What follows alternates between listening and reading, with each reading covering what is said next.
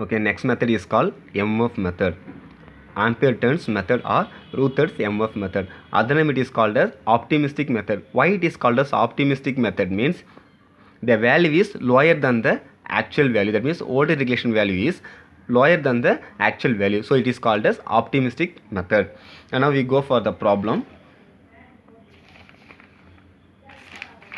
Here I write on the short MMF method. Okay, for if you take the three-phase alternator, the capacity of the alternator is 1.1 MVA. Okay, mega volt ampere, and line voltage is 2.2 kV, and it is a three-phase alternator, and RA equal to 0.22 ohms per phase, and find out the cos phi equal to 0.8 lagging power condition, full load voltage regulation. Okay, for this data, for this type of alternator, you can find out the voltage regulation with 0.8 lagging power factor. It is a question using MMF method. Okay, now VL is 2.2 kVA, and how to find the V phase? It is a star connected alternator. Okay, this is a star connected alternator. So V phase equal to 2.2 kVA divided by root 3.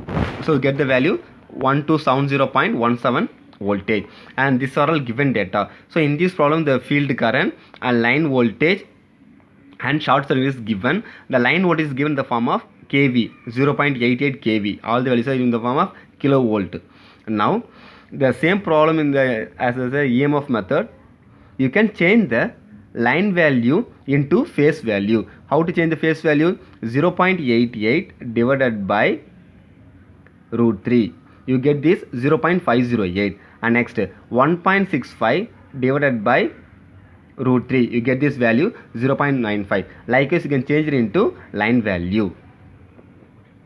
Okay, clear. And next you can find out the full load current. So what is the formula? P equal to root 3 VL IL. So what is the power?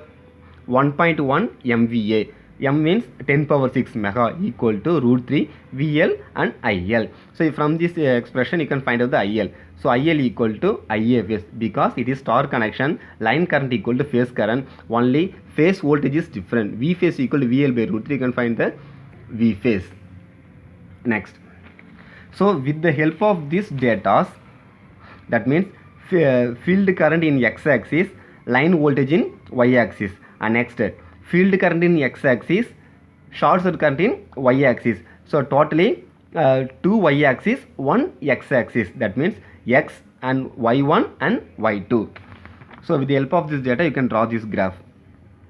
Take x is the field current, 5, 10, 15, 20, 25, 50, 35, 40, 45, and then you can draw the y-axis, 100, 200, 300, depending upon your given values. You can note down this. This is called phase voltage. And next you can draw one more y-axis, 50, 100, 1. These are all short circuit current. So you can, in the y-axis, y1 and y2. One is the phase voltage and other one is the short circuit current.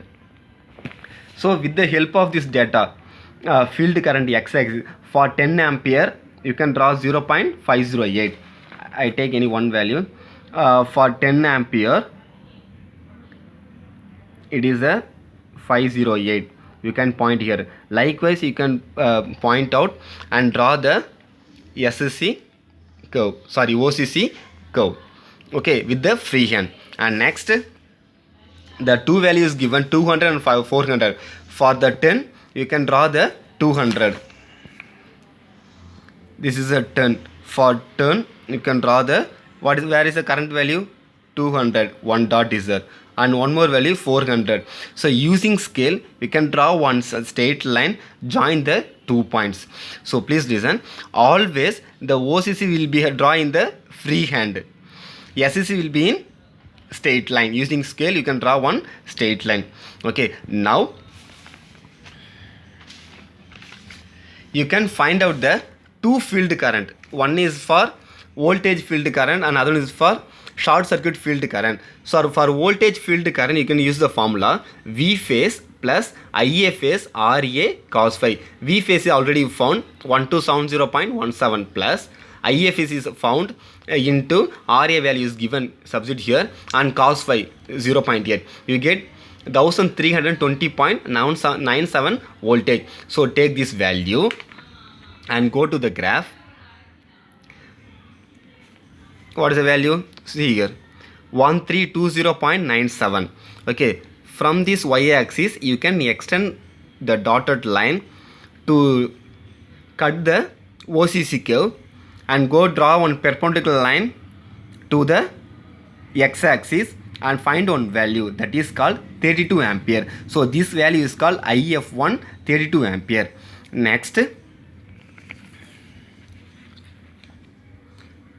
from this value IF is equal to 2886.67 ampere. Okay, so what is the IF2 value? So now go to the graph.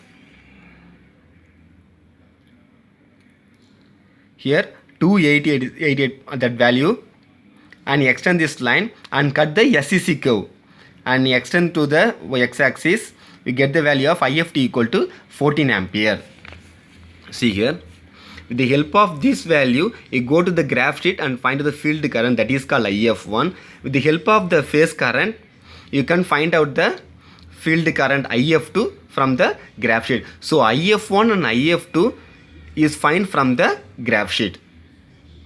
Clear? And next, this is a one more formula. In the MMH it is a different. IF equal to root of IF1 square plus IF2 square minus 2 into IF1 IF2 cos 90 plus 5. Here plus for lagging power factor, 90 minus 5 leading power factor. So what is IF1 value? 32.5 ampere. What is IF2 value? 14 ampere minus, you have substitute the same value, 90 plus 5. So how to find the phi? Here the value is given, power factor cos phi equal to 0.8. Cos phi equal to 0.8. So phi equal to cos inverse of 0.8. So using calculator to find out the value, get 36.86. You substitute here and add the two angle, you get 126.86. It is a 0.86. So you do the calculation and find the IF. So IF equal to 42.4 ampere. Clear or not? So now corresponding this field current you can find out the voltage from the graph sheet.